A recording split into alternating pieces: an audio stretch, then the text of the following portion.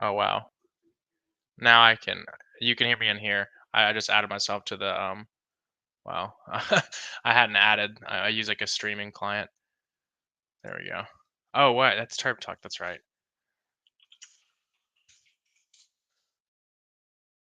Anyways, sorry about that, guys that are just on YouTube.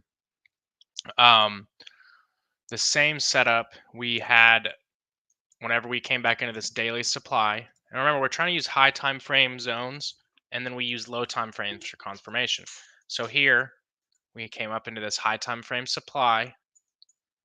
Instead of just shorting off of the order block, right? When you're on the higher time frames, you want to use these zones as reference, as a point of interest. You don't want to just set a limit on a daily order block and set a stop loss above the recent high. Although that would have worked here, it would have, but your risk reward would have been terrible.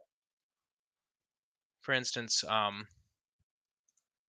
you would have been looking at this right here, much less 2 to 1, really, which is not even a good trade.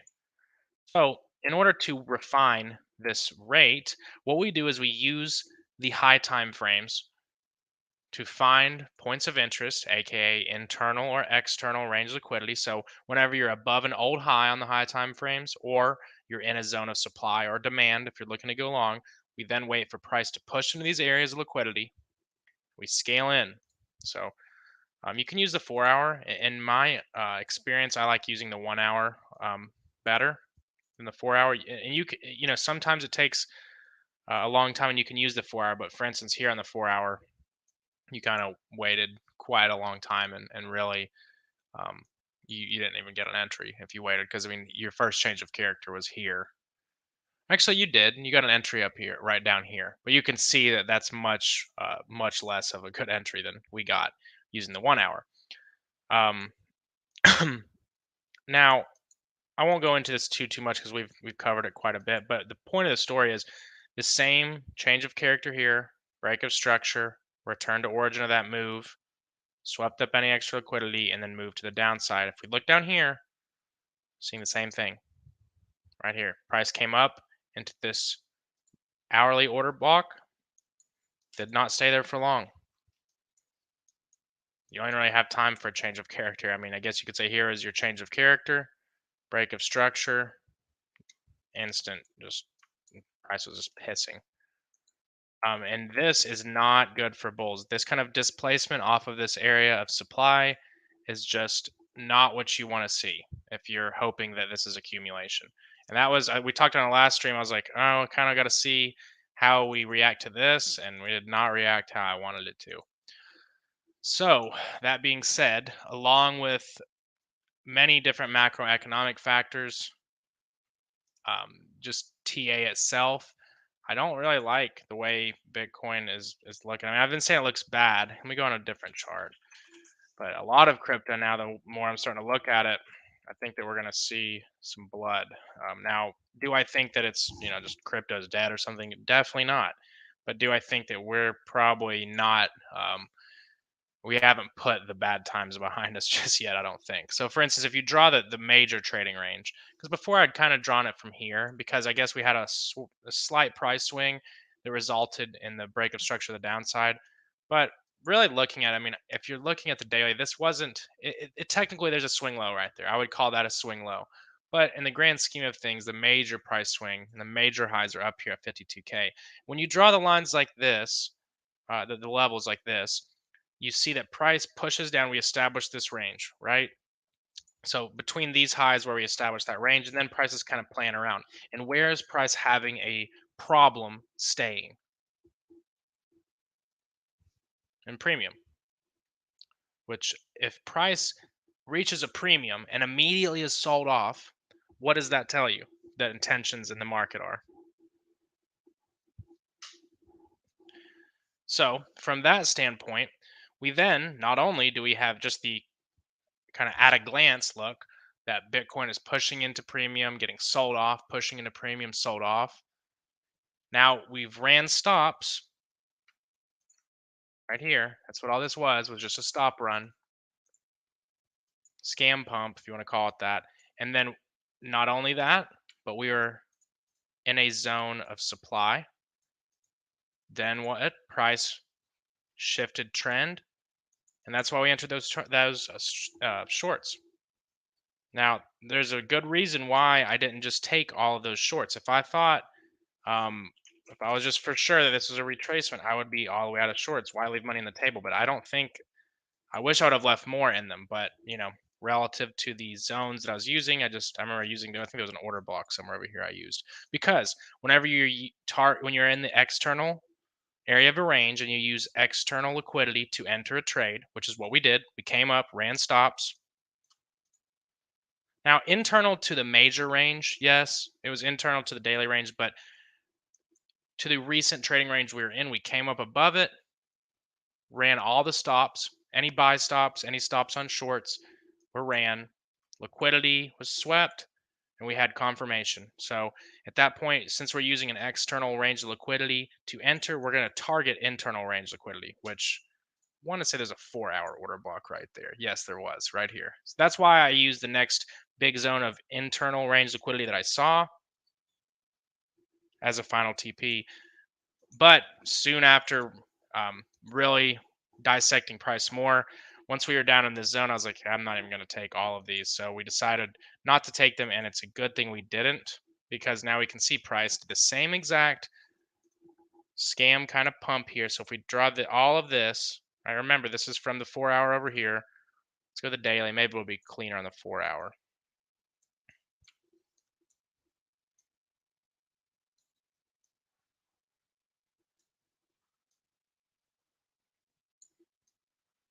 If you look, it's not exact. Like I get it. The price kind of took a little longer to do its thing, but you see price came down, made a kind of a selling climax, if you will. Those stops were ran. Then we came up, mitigated the supply right here, and in the end, we just ended up in a stop run. And that may or may not be easy for you to see on that fractal. That's not the most clear as day one, but if you're looking at it from a perspective of actual price structure, not yeah, it doesn't lay into it like a piece of puzzle, or like a piece to a puzzle like we found before, but at the end of the day, it's showing the same structure. So now what? We come back down into this zone, and remember, if we draw this major zone, let me go ahead and plot this. We're always going to want to be mindful of where we're at. So we're right under equilibrium. So when price, you're leaving supply at equilibrium, this is similar to whenever we have bullish setups. I think this is what we thought was going to happen here. But what happened? We didn't break major structure. Like this looked like it was maybe going to be the order block to where we just flew. Everybody was bullish, but we didn't. We didn't come up. We didn't get close to 52K. And we're leaving that liquidity up there for later. Who knows? Maybe after we actually can start to accumulate here. But I don't think that that's what this is as of right now. Price comes back down. More fake accumulation. There were some longs here, some really good longs. Remember, because we can always take those trades, and here we have another setup. Just like we took the shorts from an external range, we come out, sweep the external liquidity here. If you scaled in, if you were paying attention to this, we had a change. Here's a lower high, higher high. That's your change of character. Broke that structure. Play off the order block that sponsored the break of structure, and that would have given you a 17.5 to 1. Very easy trade, just had to be paying attention. Also, you can use in Confluence. I know that this indicator is actually really useful because using these sessions, if you know how to use them, is extremely, extremely to your advantage, because when you're looking at stop runs, oftentimes stop runs occur during the London session. So if you back test it, and this is forex principles, but back test it on Bitcoin or any majors, just watch. What, baby? Hold on one sec, guys.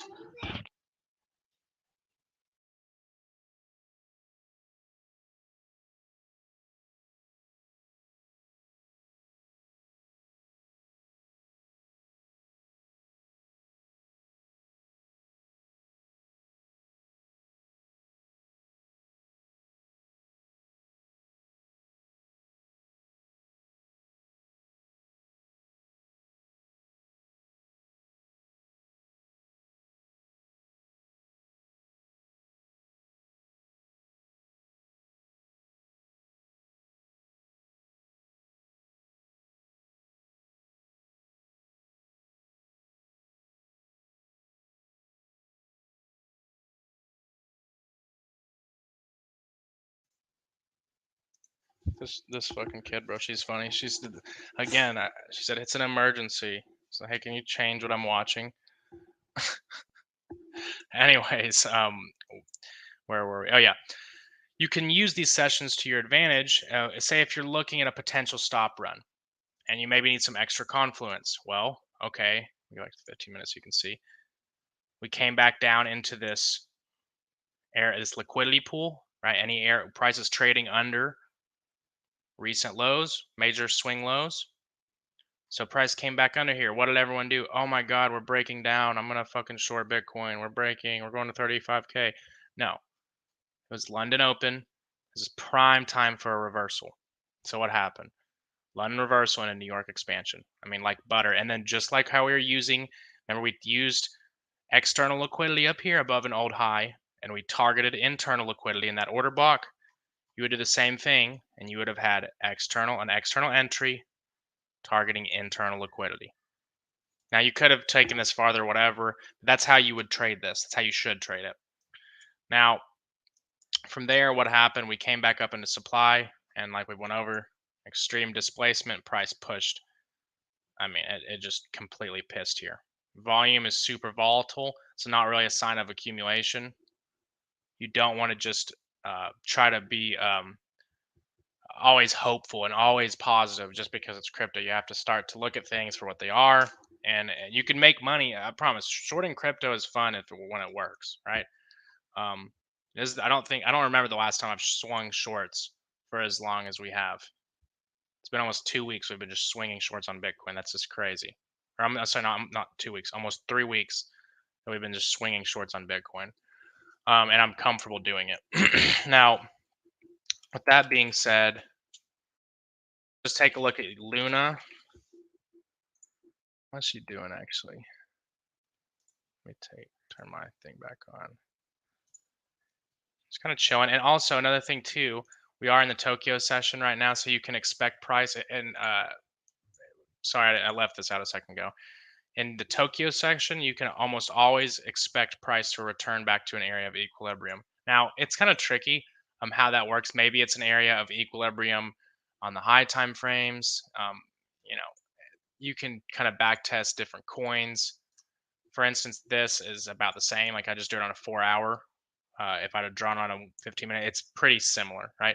So with Tokyo session, especially on a Friday too, you have to understand that there's not going to be as much volume over the weekend. A lot of institutions shut down. So, you can still expect the sessions to play their role, but it may not be as impulsive and exciting. Um, Usually I wouldn't enter trades over the weekend, but I really like Luna. So I'm going to break it down for you. So on the daily time frame, we've engineered liquidity to the downside in the form of these equal lows. And now we came back up into the high time frame supply. This is demand on accident. We came up to the high time frame supply. I could have drawn on the daily, but instead I wanted to go into a 4 hour. We have this order block, and it's similar to that Bitcoin trade, right? We don't just trade off the high time frame order block, especially when we're trying to short. It's just don't do that to yourself. You'll wonder what you did wrong when you just had a bad entry. Now, when we're looking for reversals, we want to look for liquidity to be swept. Just like whenever we're playing longs, we want to be buying under an old low or selling above an old high. Or if we're not selling above the old high, or above the old high, we're using TA from above the old high. So for example, we came above this high right here. That's going to be your first stop run. Let's go to the 15-minute. So first stop run, look at that. London and New York. We cleared these highs, and also all the way over here, these major highs. This is where the early shorts got clapped. That's why you don't just short early, because if you just shorted this order block, your limits were here, stop loss is above this high. What happened? You got swept. You tried to play liquidity, but you became it because you were impatient, because there was no change of character in the low time frame. So first stop run, and this is what you're going to call a double sweep. So we came back above that first high, the recent highs, and also the major highs over here before expansion to the downside on the first stop run. And then what happened? You even got a change of character. If you went on like the 5-minute, probably, let's see. So in the first change, so you had, so here we had, you know, higher low. First was a lower low, and here was your, quote confirmation. So what happened? Why didn't it work? Well, you were not cleaning up all of the high time frame liquidity, and this is why I stress to everybody: pay attention to what's going on and look left on the high time frames. Because look at this, we had equal highs just before this, right here. Those are going to have to get swept. All that's liquidity waiting to be swept. So now we've swept the recent highs and these highs over here, and everybody that was really, oh yeah, I'm going to short Luna, I'm going to short Luna. They didn't really get a change of character in that second or this stop run up here. That would have been a great entry. Even after that, the last stop run. So what happened here? We finally remember, we're going to the 1 hour. We don't want to do this on a 4 hour always. We don't do it on a 5 minute either. Starting off, I started on the 1 hour. We got our change of character, right? We made, so we had our let's go ahead and just plot this out.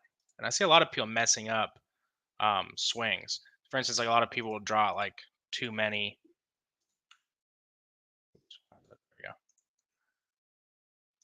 So for instance, here you have your high, your low, your high, low.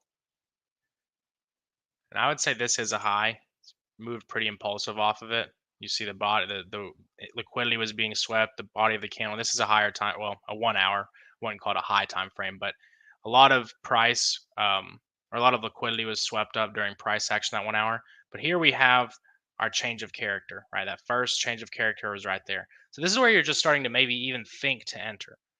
And this is why you want to wait for your second break of structure for confirmation. Say if you just enter this first change of character.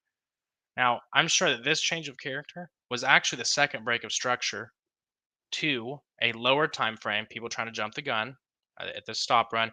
And this was a good setup, right? You had a liquidity pool. You were above a 4 hour high. You were above supply. It was like a dream trade.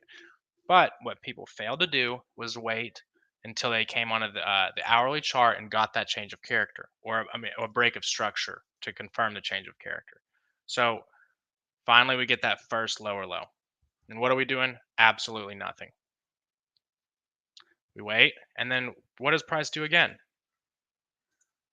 Goes up into the London session, and we have another stop run. So liquidity is being swept up from above, right? This buy side liquidity is being swept. So whenever buy side liquidity is being manipulated, highs are being manipulated, you're looking more for downside, because we're juicing up to make a move to the downside where we have done what? Engineered high time frame liquidity in the form of these equal lows. So back to the 15-minute. After we have our confirmation, this break of structure, we didn't get the best, craziest entries. We could have even got better entries. Say if I would have been paying attention here yesterday, which I wasn't, I plotted this out today, but whatever. You had this low time frame order block right before the break of structure to the downside. This was your confirmation. So remember, we play the confirmation, right? So once you can play a 1 hour, but if you really want to refine your win rate, you wait until price came up into the supply and did what? You went to the 15-minute. So then what did price do? So you have let me turn some of this off because it's getting a little cluttered. So when you came to the 15-minute, you had a low, higher low, change of character, establish that low, and then what? You broke structure. So here is your confirmation. And whenever things get a little blocky like this, like there's not many candles, I would just go into the 5-minute. And either one of these worked. For instance, you had an order block right here. Obviously that worked. You didn't get stopped out. The wicks were up here. But what would have been even better is if you went in the 5-minute and found this order block. And this is how you can really refine your win rate, because this trade could have looked like this. And we're still going to have the same TPs on the higher time frame, because remember, we found this trade using higher time frame points of interest. Just because we're using the low time frames for entry doesn't mean you're not going to still target the same areas. It's just going to give you a much higher risk to reward. Now, it's kind of a double edged sword trading like this, because I think that people, when they start doing it, they force those high R trades and they end up getting stopped out. And remember, regardless, we're losing the same amount of money on a trade, whether the stop loss is 0.5% or if the stop loss is 5%, because we're sizing our positions according to our stop loss. So it's not like you're going to lose less, it's the potential of making more. And the potential of making more is always a dangerous perspective whenever you're trading, because it induces people to be more risky. Now, even with this trade, you have to look at the downside. Now, when I look at this, I'm like, this could still go wrong. Who knows? Right? Nothing's ever perfect, ever. It's just not. Luna, another thing with Luna, you got to be careful with is that whales are moving money from other cryptos into Luna to mint stable coins. So if we really are moving towards a bear market, so to speak, I promise you, whales are moving their money. They have been moving their money to stable coins. If you see, let's go look at Coin Market Cap. Terra's, I don't know why it goes up magic every time. Let's just see Terra USD's uh, market cap year to date. Hold on, overview. We do market cap. Look at that. Yeah, and that's not only because I think we're just in a bear market, but if you look since January, I mean, it's up. What is that? Went from 10 billion to 17. We've almost doubled. So remember, there's a lot of that's why Luna is on this parabolic spurt, is because people are buying it to mint UST. So that's another thing you got to be mindful of whenever you're shorting Luna, especially if you're bearish in the rest of the market. Now, in my opinion, a lot of the money's already been moved. I don't think that there's just endless money to get moved to stable coins. I do think there's probably a lot more. And then when you really look at the daily chart, so remember, we can have daily changes of character too, which really, when you look at it, that remember we went on the 4 hour and did it, but we have a low, a higher low, change of character, established low, break of structure. Now that got violated, and this is why I think it's important. Well, actually, if you really look at it, more this would probably be your change of character up here. It would have been the same as the 4 hour. Actually, we'll see. That's weird because you never really establish a swing low after this impulsive break. So that's why sometimes the daily with crypto is a little. It's good for establishing ranges and a general bias, but at the same time, it can be a little slow if you get what I mean. Like you can kind of get left behind waiting. But um, we're seeing this same price structure with Luna as we are Bitcoin. It's not as bad as Bitcoin, but we're almost sweeping more liquidity with Luna. So it's interesting to see how this one plays out. Now BNB on the other hand, and the reason we had such a small stop loss with this one is because, for instance, we only had one stop run with BNB. We had our change of character, our break of structure, and we never really returned up to the hourly order block. But the thing is, we didn't accumulate down here. We had more distribution. We had more confirmation. So change of character, break of structure, same price structure playing out. We're getting lower lows, engineering more liquidity to the downside. I did want to keep a tight stop, and even if this gets stopped out, I'll look for more shorts up in this zone. But that's why I wanted to keep a tight stop. I waited for this 5-minute confirmation. We had a 15-minute. Here's the order block. Waited for price to come up into this order block, trade into supply. So once it did, trade into supply, change of character, and then break of structure after filling up the gap in supply, leaving another order block, mitigating it. So we're seeing bearish price structure kind of just pushing us down, just like a stairway to hell, which is what we want for these shorts. But I wouldn't, BNB I think still has a lot of liquidity above. It's gonna be an interesting one. Regardless, I'll be looking for shorts on this. And for one, BNB is just one of the most overpriced, overvaluated fucking assets in history. Literally, the market cap to total value locked, or the total value locked to market cap is 5 to 1. It's like 5.3 to 1, which is like fucking ridiculous. That's insane. Like Ethereum isn't even that big. Like, and BNB is a fucking worthless chain for DeFi. The only good thing about buying BNB is you're like investing in Binance. But to even call what they have DeFi, it's just you just don't understand what DeFi even means because they have fucking 21 nodes. Visa has more payment processing nodes than BNB. So when people call it DeFi, it's just funny to me. Like there's nothing decentralized about cake. Like, it's not stupid to even. It's just not. But I think that it's super overvaluated, and also the daily chart looks rough on BNB. So when we draw this trading range, it's similar to Bitcoin. We're having trouble staying above equilibrium. As soon as price reaches a premium, it's sold off. Right, first time sold off, break of structure. Right, cleared out these lows. We've got a lot of liquidity down here. All this down here. Tons of stop losses there. Tons of stop losses here. More equal lows here. So that's why even if we see price kind of push back up into this area, I'll look for re-entry on this. But when you look at the 4 hour, even we had the change of character a while ago on the 4 hour. So if you look, I mean, I would really call this the main swing. Is that, or I'm sorry, that's the break of structure. Change of characters here. The high that was established from that price swing is going to be down here. And then when you look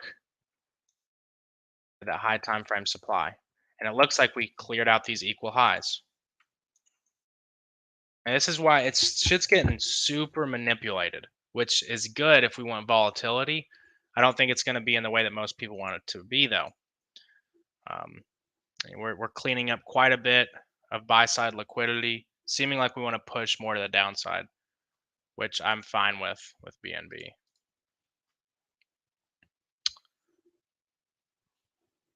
I'm just reading this now. It says, what's the indicator called? The session one, please. It is Forex Market Sessions. It's by Boy Talkie.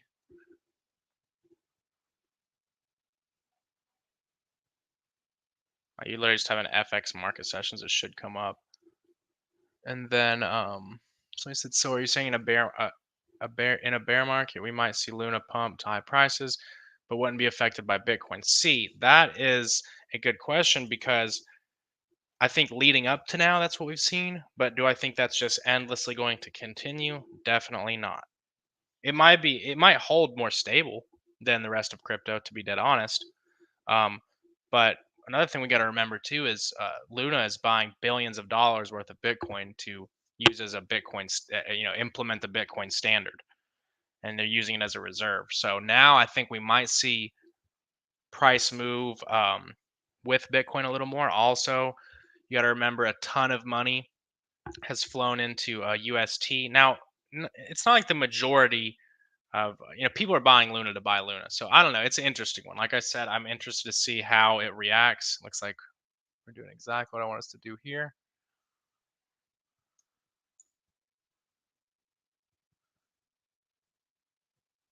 Yeah, and see, and for instance, like this right here, we're just seeing fractal price. So here we had a little bit of reversal, higher low, oh, lower low, broke that low, left this order block, price trades into it.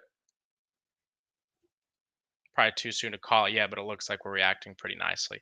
So we're seeing this fractal bearish price structure, lower highs.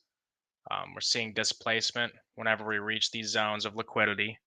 Volume, like I said, is not going to be crazy on the weekends. Pretty inconsistent here, but you can see we're making a lower low or a lower high with any of these pumps, which means we're sweeping up liquidity down below or reaching for or engineering it, or we're just mitigating internal range before pushing down. And see, look at that. So we'll see how these play. I'm probably going to look for some more shorts once we're either in profits in these or kind of have de-risked ourselves, because you don't want to get crazy with shorting crypto because that shit can do whatever the fuck it wants. Chilling in Bitcoin, BNB, and Luna shorts is good for me right now. It's a shame though. I am looking at the market pretty like a pretty rough state. Now, do I think that we're just gonna die to like fucking 10K or something. Not necessarily, but I do think that we're going to come down and test. The first target really for Bitcoin is going to be under this 37.5, under these lows right here. Similar setup to where you're looking on a BNB. These they're not totally equal, but you've got a lot of stop losses under there.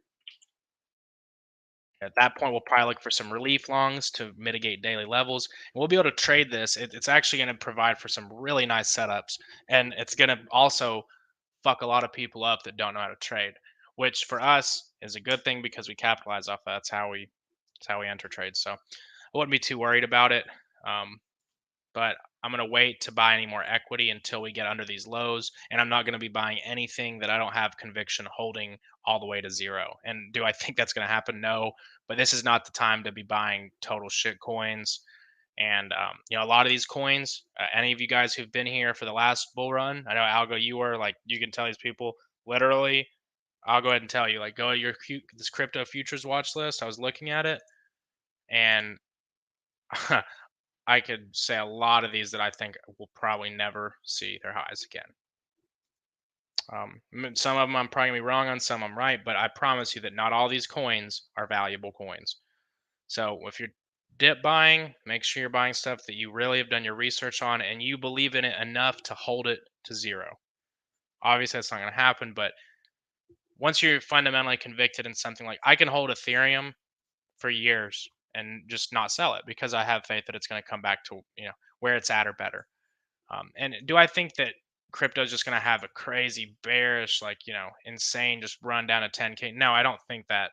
I think that if anything, we're probably going to just need to push down and clean up some more liquidity. And there's so much bullish news going on right now too. And I even said this on Twitter. You guys can fucking fact check me. Um, but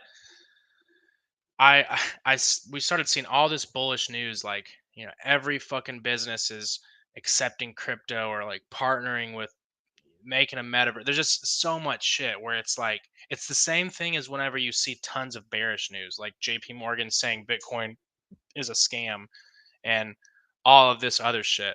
It's the same thing and it's exit liquidity. And you can kind of look at it like, okay, you start to sound a little paranoid. I know I do, but I mean, just look at it. It's not that far off. Like, okay, all the news is bullish. Usually that makes me look to be bearish. Now, it's not that linear. Like, you're not just gonna say, oh, we have bullish news, I'm gonna short. That's not how you do it. But you take everything.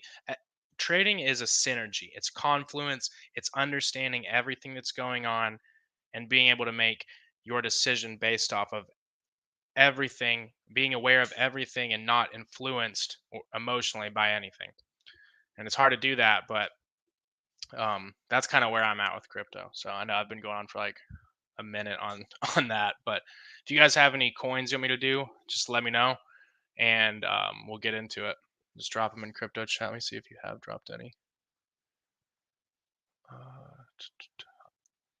Oh yeah, there's a couple. It looks like. Oh, thank you. Oh wait, that was way earlier actually. Somebody said goat. I was like, oh, thanks. I haven't opened my Discord shit in a while. It was like 2:30 p.m. I was like, what did I do? Yeah, if you guys have any coins, what indicator is that? Hunter, which one are you talking about?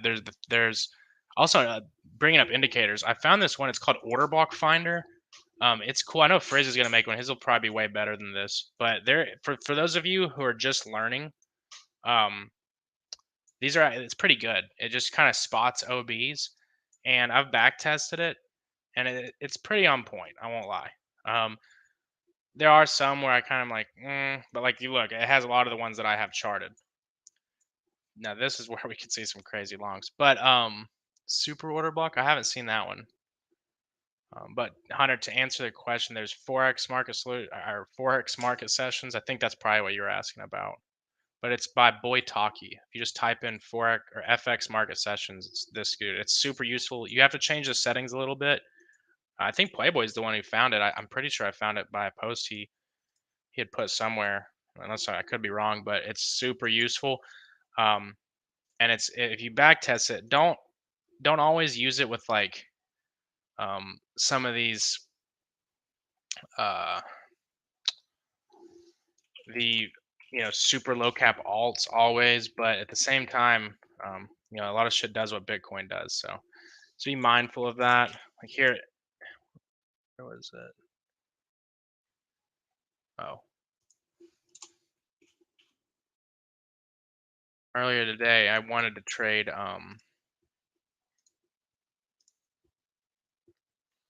oh yeah, this is where I wanted to trade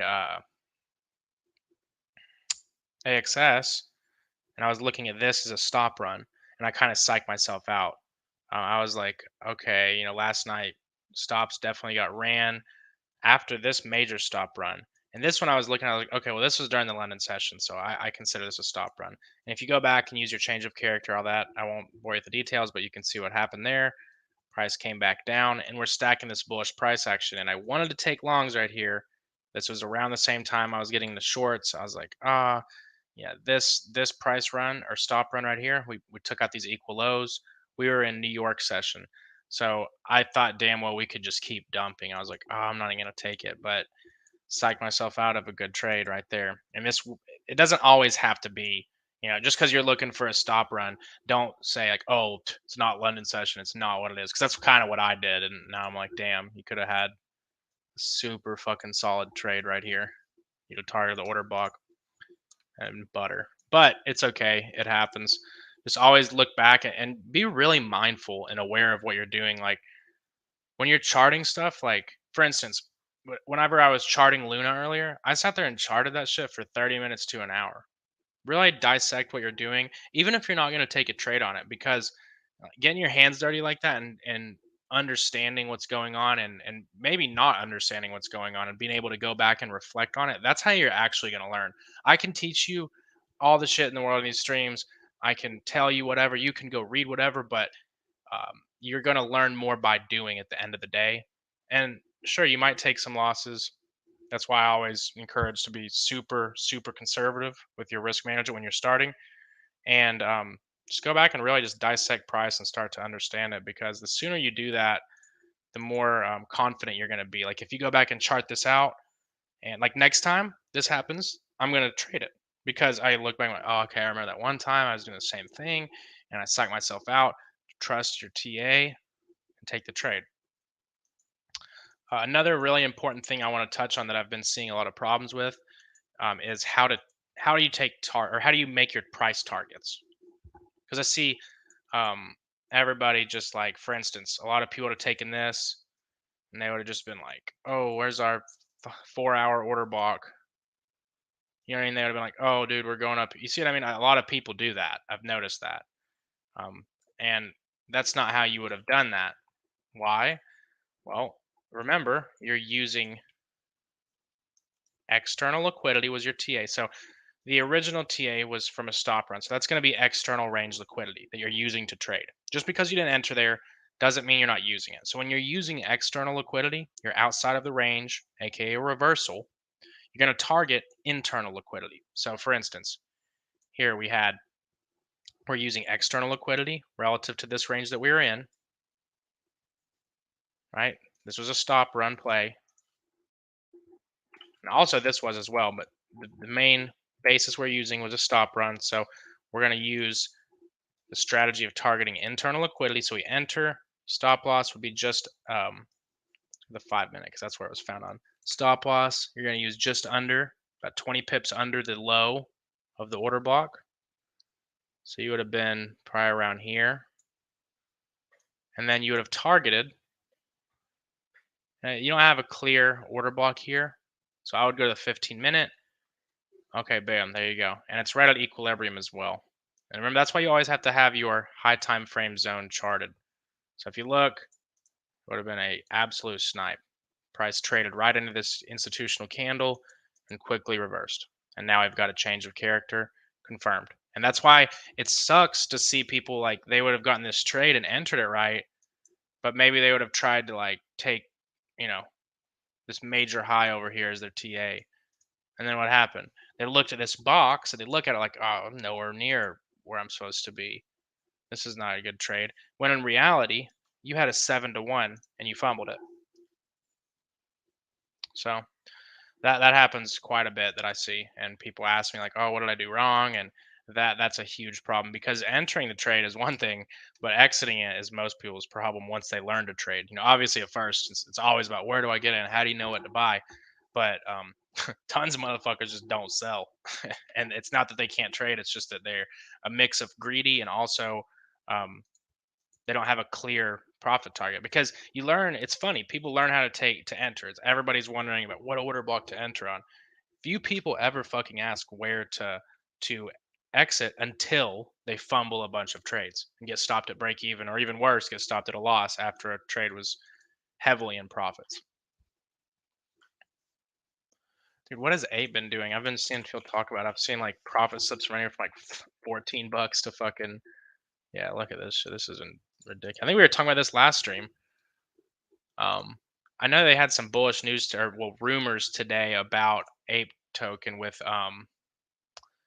the land, or not the land. They said that the dogs or whatever, the Shiba, or not the Shibas, I can't even, the Bored Ape Kennel Club, that they were going to be using the play to earn game to like mine currency or some shit. I think there's a bunch of rumors on that. This actually looks pretty good. I'm not gonna lie. Um, you want to get above this high though. I wouldn't, if I was in longs here, I'd be trimming right about now. I wouldn't take it all just because it's Ape token, but remember, um, you want to make sure you're always mindful of what's going on. So let's look over. Let's look left. There's going to be an order block somewhere in this wick. So if you look, let's just draw this one and see where it comes out to. I'm just going to draw this a fib. I already traded into that. We're not going to worry about that. So let's go to like a 15-minute. Oh, what the fuck? I just zoomed it on TradingView.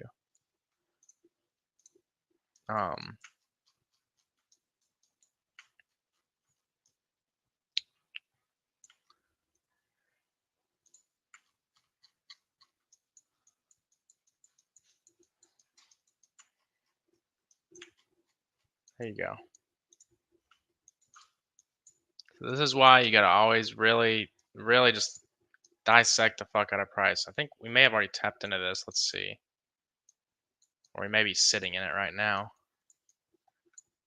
Or no, I think what I'm looking for is a reversal. See, look at this. So we had that supply, and given this is 5-minute, but we also don't have a ton of data for Ape. So we came up into supply, established at the range high. Now we have what? Let's go to 15-minute to make this a little clearer. So once price reaches supply, we had a low, higher low, higher low. What? Now we have a change of character, break of structure. So let's say here was your change of character right there. Break of structure, confirming it. Order block is going to be the higher volume candle of these, which is going to be this one. Price has already traded into it, so it's interesting.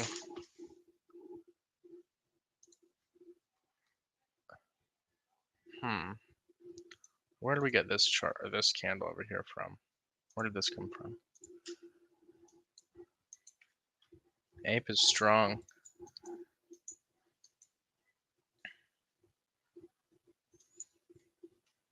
I mean, if you can get above these highs, you're in good shape.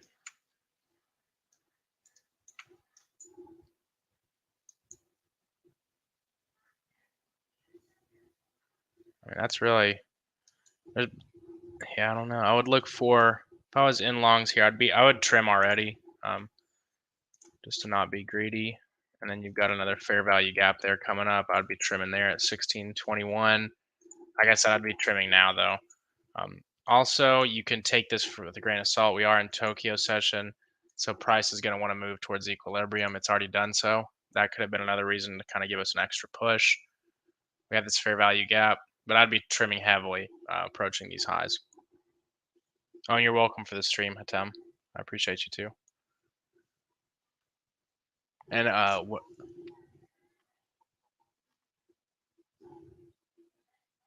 Yeah. So oftentimes in a London session, you can look for stop hunts or stops getting ran, if you will.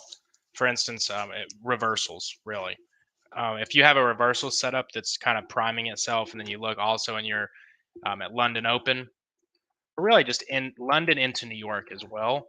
You can kind of say, okay, this is where we might have a liquidity pool. Oops, I just hit a space bar.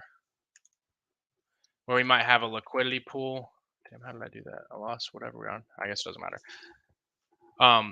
You have the London session where you're going to have the liquidity pool, and oftentimes you're going to have a retracement of the prior move with the New York session.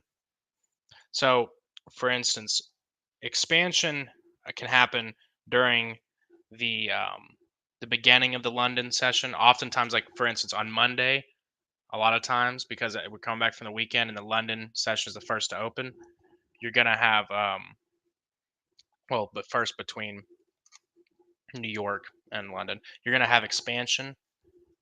Then going into the New York Open, you're gonna have a reversal, which is just gonna be stops getting run. And this is why people get reversal and retracement confused.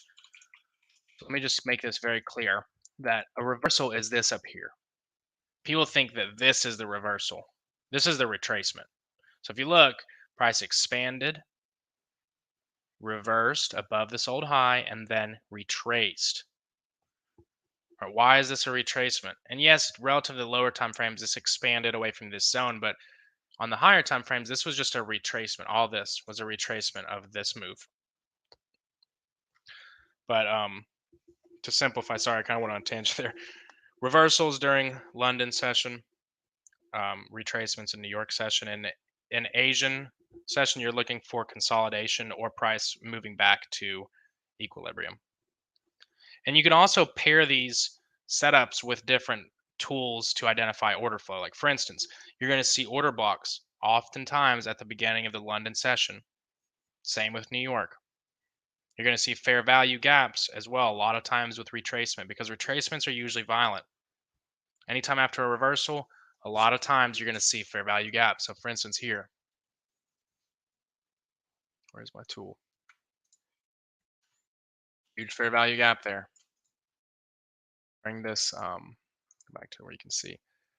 During this New York session, you're going to have those fair value gaps. Right at the open of London, you have this order block. So you can kind of use these tools with these different sessions. But like I said, everything is non-linear in trading. You know, we can make it as linear as we want, and we can master this the best we can. But don't get sucked into a 100% mindset, because I will tell you though, once you master using like changes of character and order blocks, a lot of times it is right. But don't ever be foolish and think it's always going to be right. So on that note, I'm going to hop off here. Somebody said I have a coupon code for sign up. If you're talking about PlayBit, yes, it's Casper. There's all caps. I mean, I'm assuming that's what you're talking about. Yeah, I appreciate all you guys. If you have any questions, just at me in chat, DM me, comment on YouTube, whatever. Just get at me, Twitter, whatever, and I'll respond as quick as possible.